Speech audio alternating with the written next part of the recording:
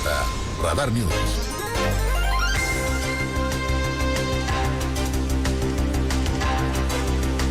Bueno, muchísimas gracias. Son las 8 de la mañana con 33 minutos, 8:33. Gracias por seguir con nosotros. Nos acompaña en esta mesa de trabajo y le agradezco mucho que nos haga favor de platicar con la audiencia de Radar News en esta primera emisión. La diputada y también diputada electa, en la 60 legislatura diputada, en la 61 también será diputada local en el estado de Querétaro, la diputada Andrea Tovar. ¿Cómo estás, Andrea? Buenos días. Hola, Aurelio, muy buenos días y muy buenos días a todo tu auditorio. Muchas gracias por el espacio. Al contrario, muchas gracias. Un tema importante y una gran responsabilidad, lo hemos platicado aquí con otros actores, ahora de Morena, que obviamente se incorporan al proceso, al trabajo legislativo, que sin duda alguna es importante para todos. En esta misma perspectiva, Andrea, te tengo que preguntar, ¿cómo va a ser? ¿Cuáles son los retos, los desafíos más importantes? Primero, en la integración de esta fracción parlamentaria, se ha dicho mucho que quién la va a coordinar, ya sabes, ¿no? Las grillas están a todo lo que da. Pero ¿cuáles son los retos, los desafíos a propósito de lo que tiene que ver con la propuesta política de un partido político y de un gobierno federal y de lo que hoy aquí en Querétaro ustedes representan en la oposición a un gobierno del PAN?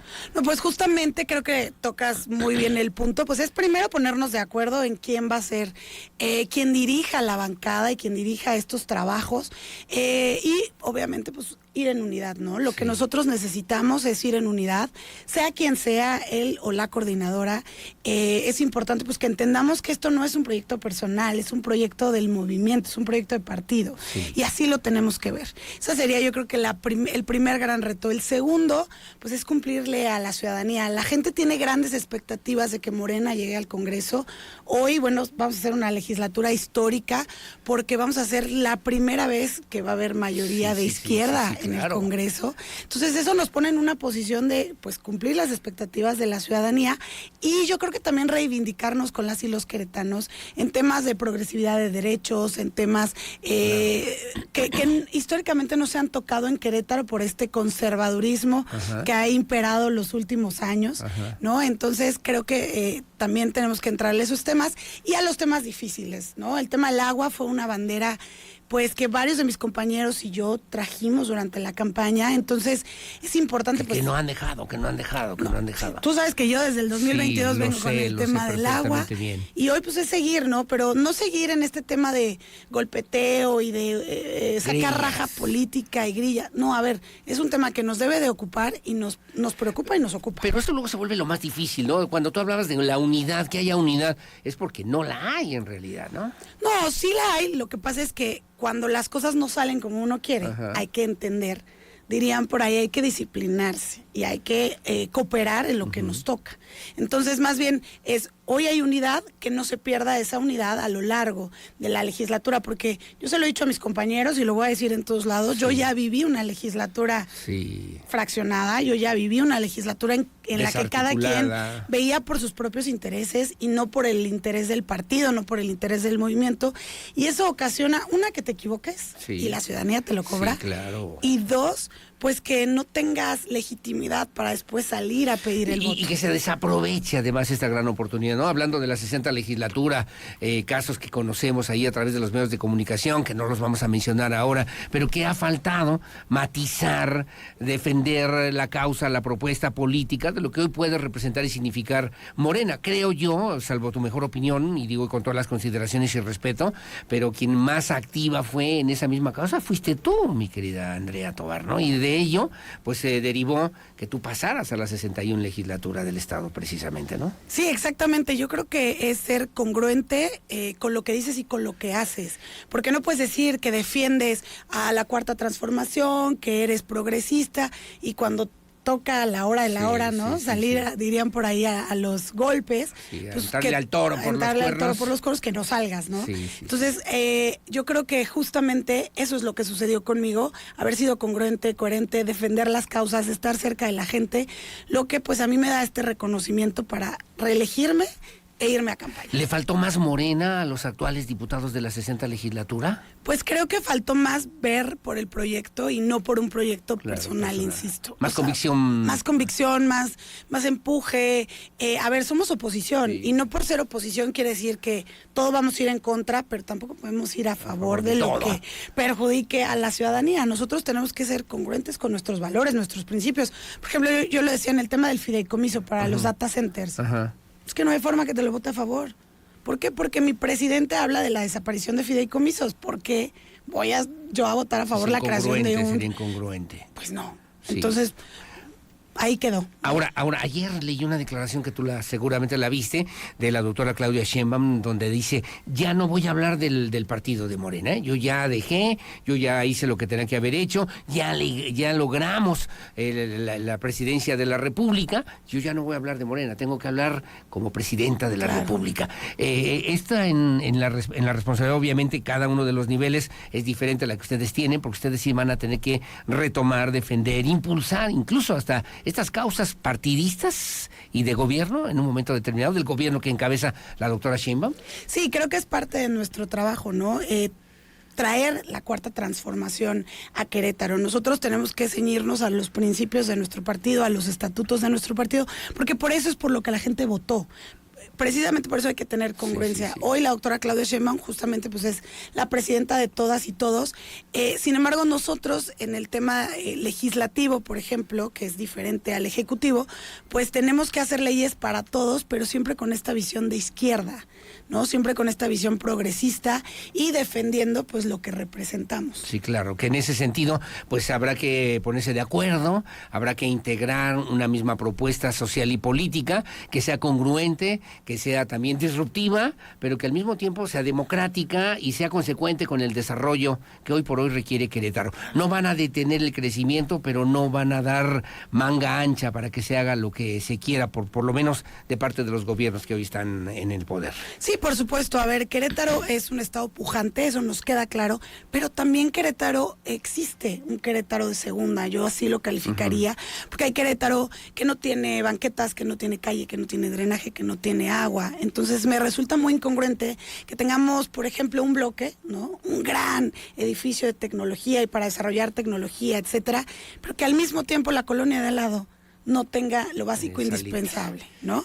Entonces, se trata de eso, no es que estemos en contra de la tecnología, no es que estemos en contra de la inversión, por supuesto que no. Simple y sencillamente lo que nosotros buscamos es que primero se atiendan las necesidades esenciales de la gente y después podamos transitar a lo que sigue, ¿no? Sí, claro, y que obviamente con eso pues se equilibren también esas posibilidades, estos desarrollos que también van de la mano con lo que pues significa el México y el Querétaro que queremos. Bueno, ahí está la propuesta. Esta legislatura, ya en la 61 legislatura, ¿crees tú que pueda tener una mayor convicción partidista para poder lograr una mayor contundencia? De hecho, Morena ya en 24 estados de la República tiene mayoría en los congresos locales y esto significa también una fuerza política importante que no pueden desaprovechar. ¿Crees que esta 61 legislatura les permita a los diputados que han surgido por las bases políticas de Morena puedan tener una mayor presencia que la que pudieron tener los diputados que ya van a terminar, por cierto? Yo estoy segura de eso. Bueno, primero porque somos más, ¿no? Ahorita somos 5, en la que viene pues vamos a ser 14. Entonces, en primer lugar, siendo más, pues quiere decir que va a haber más presencia de los diputados. Y segundo, yo estoy segura que todos hemos entendido de qué se trata esto y la gran responsabilidad que hoy tenemos. Porque, a ver, también muchos salimos a pedirle el voto a la gente y entonces no podemos traicionar su confianza. No tenemos derecho a fallarles a los queretanos. Sí, claro. Porque si no, también eso implicaría un retroceso para nuestro movimiento en el 2027. Entonces tenemos la gran responsabilidad de hacer un buen trabajo para poder seguir avanzando hacia el 2027. Bueno, son las 8 de la mañana con 42 minutos. Te tengo que preguntar cómo va el tema de la reforma judicial. Hay foros, estuviste este fin de semana en un evento muy importante al que asistieron incluso senadores de la República, representantes de Morena, para hablar de esta convocatoria, para, pues en voz alta, convocando a la ciudadanía, a hablar de la reforma judicial. Entiendo que la convocatoria, la cita es para el próximo 14 de julio, mi querida Andrea Tobar. Sí, justamente el día domingo se va a hacer un evento en el Teatro de la República, van a venir personajes a nivel nacional que nos van a platicar de cuál es el Poder Judicial que tenemos y cuál es el Poder Judicial que queremos. También nosotros aquí en lo local pues estamos haciendo nuestro trabajo. Ayer estuvimos en una de las universidades platicando sobre la reforma. Vamos a hacer otro foro en la Universidad de Londres. Claro. Vamos a hacer otro foro en la legislatura con profesionistas. Vamos a hacer en las plazas públicas, en diferentes partes de Querétaro. Vamos a estar hablando del tema, porque ¿qué quiere Morena?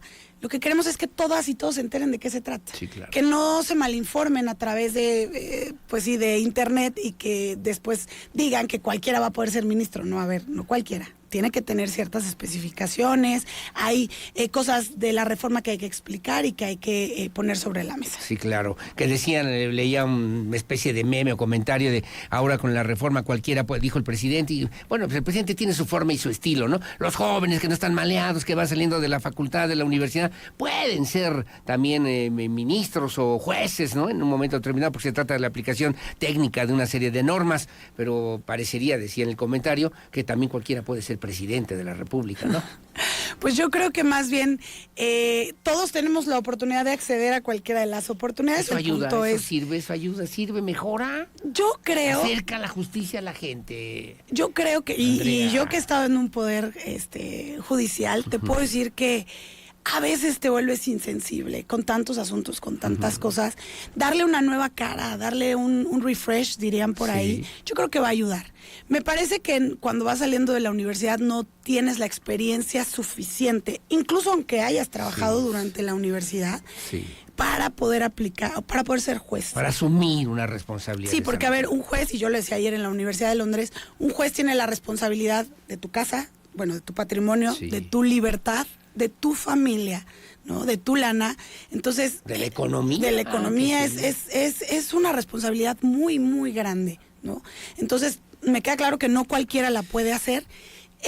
Pero también los perfiles los van a proponer el ejecutivo, el legislativo, el judicial, van a tener que pasar por ciertos filtros, no van a poder meterse a los partidos políticos para cuando sea el momento de la campaña. ¿Grupos criminales será? Pues viene poder, establecido de esa forma. A ver, al final de cuentas, yo se los decía ayer a los alumnos, hoy la forma en la que se elige a los ministros, al final de cuentas, es político. Sí, porque la terna la manda el presidente y la elige. Pero no es lo mismo Senado, que la elijan, ¿no? Una minoría, el presidente y los mismos ministros, a que se ponga a consulta popular. Consulta popular. ¿Tú ves favorable esa parte? En tu experiencia, ¿tú fuiste cuántos años en el Poder Judicial? 9 años estuve en el Poder Judicial y de esos 9, 6 fui proyectista y segundista. Proyectista en una estructura muy importante donde te toca ver lo que es la realidad del Poder Judicial en este país, en este Querétaro. Creo que es algo que le sirve al Poder Judicial. Hay que reestructurar las instituciones, porque sabes que hoy ya no están a la altura de la exigencia ciudadana. Por ejemplo, los asuntos familiares, que son interminables, porque cambia la situación y puedes volver a demandar, ¿no?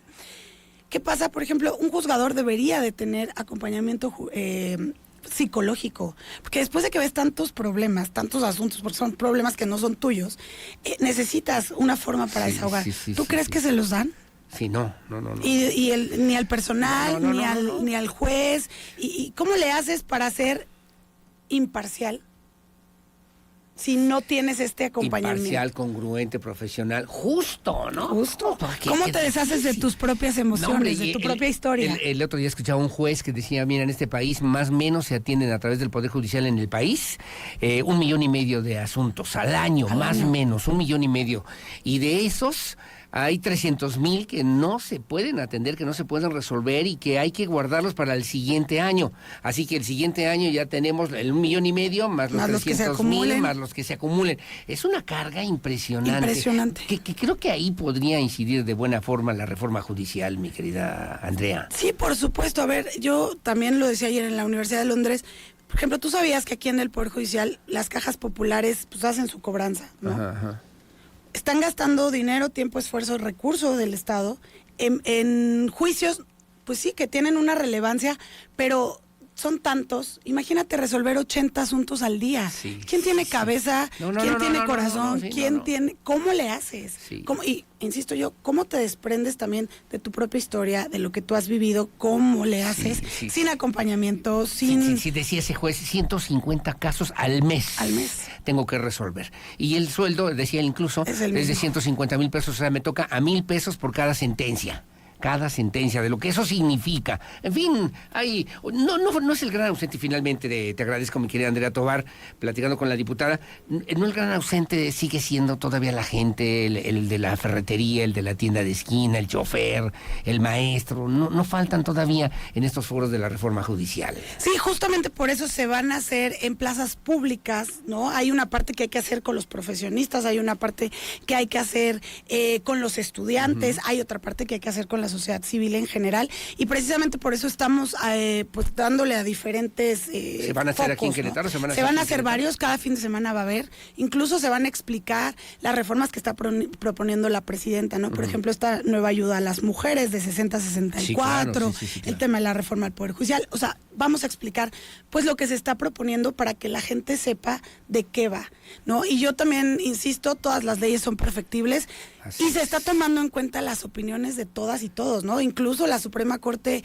hoy está en mesas de diferentes estados de la República platicando de estos temas. Bueno, sin duda me dice falta que tomen en cuenta más voces, más sectores de la población. Luego te mandan aquí otra pedrada. Bueno, digo una pedrada que dice, le puedo preguntar a la diputada electa que cuando recorrió el Distrito 1 más aquí en Desarrollo San Pablo, frente a la delegación Epigmenio González, porque nada más la conozco, y eso por las lonas, que así te vas a manejar durante tu gestión, te dice doña Rosita Jiménez. No, Rosita, pues mira, sí estuvimos recorriendo por ahí, pero es imposible en 45 días poder recorrer todas las colonias, pero si gustas puedes escribirme a mis redes sociales y con gusto podemos ir a tu calle y a tu casa y vamos viendo cómo podemos ayudar. Andrea Tovar, abogada, te agradezco mucho, es diputada, será también diputada en la 61 legislatura del estado de Querétaro, que sirva, ¿no?, para construir un mejor Querétaro, más crítico, más abierto, más democrático, más plural, más representativo. Sin esta legislatura